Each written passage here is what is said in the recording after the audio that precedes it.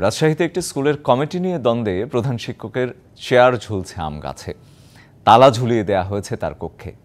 বিএনপির এক পক্ষ থেকে সভাপতি নির্বাচিত হওয়ায় ক্ষুব্ধ অন্য পক্ষ। অভিযোগ, প্রধান শিক্ষিকার যোগসাজশেই করা হয়েছে সভাপতি। গেল ৬ মে রাজশাহীর পবা উপজেলার বাগধানী উচ্চ বিদ্যালয়ের নতুন সভাপতিকে সংবর্ধনার সময় প্রকাশ্যে দ্বন্দ্বে জড়ায় বিএনপির দুই পক্ষ। ৩রা মার্চ নতুন সভাপতি নির্বাচিত হন বিএনপি সমর্থিত মামুনুর রশিদ।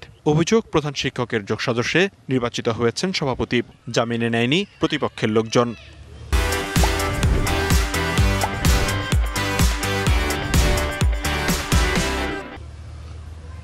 তালা ঝুলিয়ে দেওয়া হয় প্রধান শিক্ষকের কক্ষে।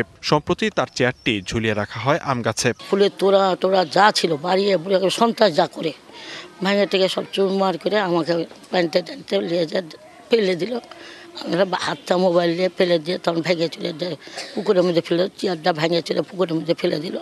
এ ঘটনার প্রভাব পড়েছে শিক্ষার্থীদের মাঝেও, কমেছে উপস্থিতি। এগুলোর একটা জরুরি সমাধানে আমাদের প্রতিষ্ঠান যেন ভালোভাবে সেভাবে পূর্বের নিয়মে আমরা চালাইতে পারি।